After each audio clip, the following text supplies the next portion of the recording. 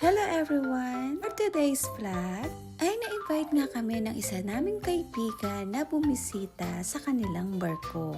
At nakita nyo na siya sa mga nakaraang vlog ko. Super excited kami ngayon dahil first time namin na ma-visit itong ship na to. At bagong experience na naman sa aming pamilya. Pero bago kami pumunta sa barko ay nagluto muna ako nitong laing. At saka itong spam tocino. Alam niyo naman, ang mga crew sa barko ay hindi nakakakain ng mga ganitong pagkain. At buti na lang sa company nila ay pwedeng magdala. Dahil sa ibang cruise line company ay sobrang higpit nila pagdating sa pagpapasok ng pagkain sa loob ng barko. Pero sa kanilang company nga daw ay pinapayagan yan. At syempre, happiness kasi yan ng mga crew sa barko yung makatikim ng mga pagkain at mga lutong bahay. Dahil sawa na rin sila sa mga ibang pagkain. Pero ang papunta sa Old San Juan ay sobrang traffic na dito. Pero kahit na traffic ay hindi naman kami masyadong na-late sa aming tour. Isang blessing na rin na nakakapag-tour kami sa ibang company. Makita yung iba't ibang klase ng cruise line. At hindi lahat ay nabibigyan ng opportunity na ganito. Maswerte lang talaga kami dahil meron kaming mga kaibigan na naaalala nga kami.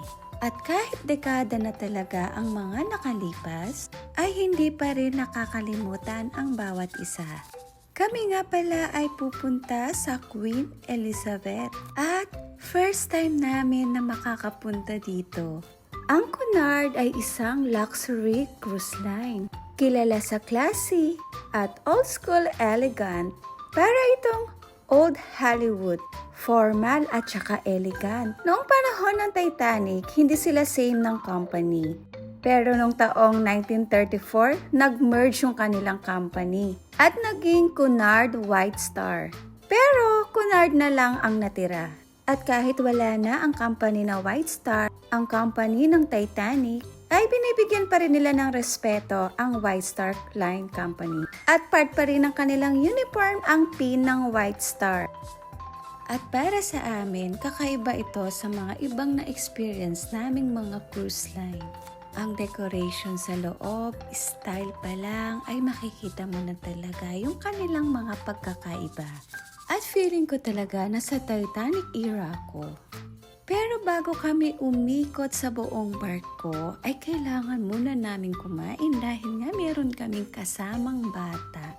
At kapag ganitong may kasama kang bata, ay alam nyo naman ang hinahanap ng mga yan ay mga pagkain.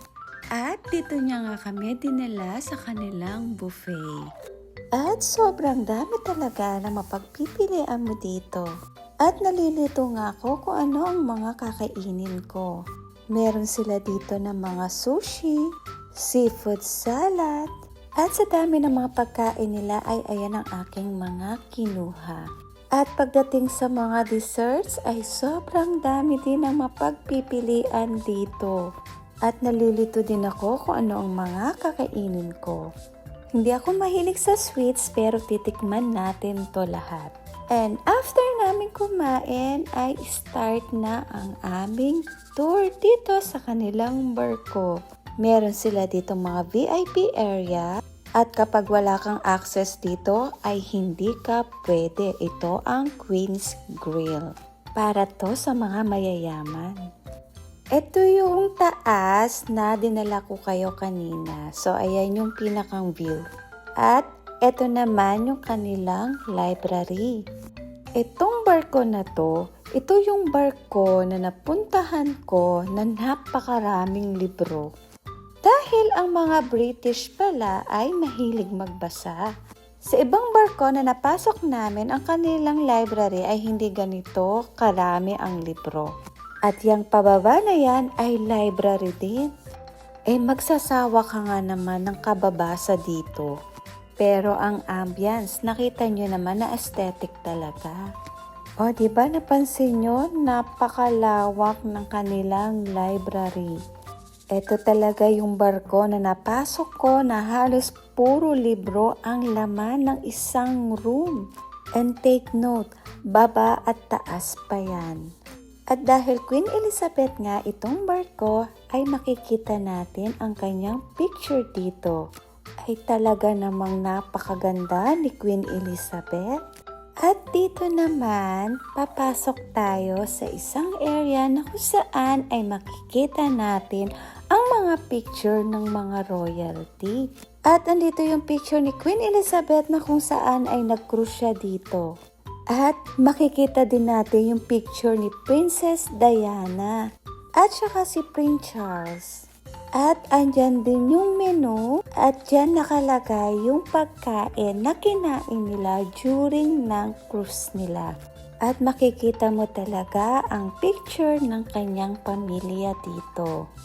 Kaya kapag pumasok ka sa barkong ito, feeling mo talaga kasama ka na din sa mga royalty. At dinala niya nga rin kami dito sa Queen's Room. Pansin nyo, bawat sulok ng barko ay mayroong portrait si Queen Elizabeth. Dito sa Queen's Room, bawal kang pumasok kapag hindi ka daw nakagown. Kaya kapag nag-cruise dito, kailangan meron kang baon na gown. Kung ako ang mag-cruise dito, ay gusto ko yan talagang ma-experience. At dito ako isasayaw ng aking asawa. O ayan, nagpa-practice na nga siya. Iniisip niya na kasayaw niya kami ni Era. O ayan, nagpa-practice na silang mag-ama. At dito sa barko nila, hindi sila naglalagay ng fake na bulaklak. Halos lahat ng bulaklak na nakadisplay dito ay mga fresh. At dito mo makikita ang iba't ibang klase nga ng bulaklak. At ang next naman ay pupunta kami dito sa kanilang Royal Court Theater. At ito na nga ang kanilang theater dito sa loob ng barko. Dito daw maraming magagandang show na magpapanood. Decoration pa lang ng theater para talagang mga hari at reyna. At dito mo yun ma-experience sa kanila. At meron din silang maliit na casino dito. Alam nyo ba na bawal manigarilyo dito? Sa ibang barko kasi allowed yung paninigarilyo sa casino, pero dito ay bawal. At meron silang isang magandang Big Ben dito. Ramdam mo na talaga dito na nasa United Kingdom ka. At dinala niya nga kami dito sa kanilang yacht club. Dito, overlooking talaga yung sky. Makikita mo sa taas niyan ang mga stars. Ito yung kanilang club na kung saan ay pwede kang magsayaw, pwede kang umorder ng mga drinks na gusto mo.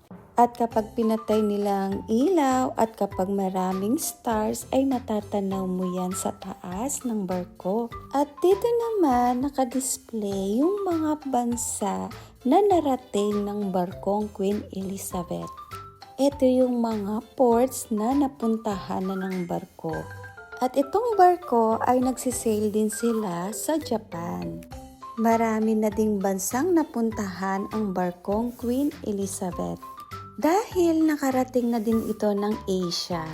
Sabi ni Ate Teresa, after nila dito sa Caribbean ay papunta naman sila ng Alaska. At yon ang gusto kong puntahan. At meron ding nakadisplay dito na isa ring barko nila. At ito ang Queen Mary II. At dinala niya din kami dito sa kanilang observation lounge. At dinala din niya kami dito sa kanilang spa on board. At meron din silang gym on board dito. Kaya kahit nakabakasyon ka, kung part ng routine mo ang gym ay meron din dito. At eto na, dinala niya na kami dito kung saan ay makakabili ng ice cream. Ititreat daw niya si Era ng ice cream dito. At ito nga, tanaw na tanaw ko dito ang view ng Old San Juan. And that's it! Tapos na ang aming tour ngayong araw na to. Sobrang nag-enjoy talaga kami. At syempre, looking forward na makapag-cruise kami dito. Para sa akin, dream cruise ko na to. Alam ko na maraming nangangarap sa mga naglalakihang barko na nagsisilabasan ngayon. Pero para sa akin, gusto ko tong ma-experience na kung saan ay nag-cruise si Queen Elizabeth. na kung saan nag-cruise ang reyna ng United Kingdom. Para maranasan ko din yung elegant na cruise. O bye na muna. See you next time sa next vlog ko. Paki-follow and share naman ang aming video. Always be kind and be humble. God bless everyone. Mag-iingat kayo palagi. Bye!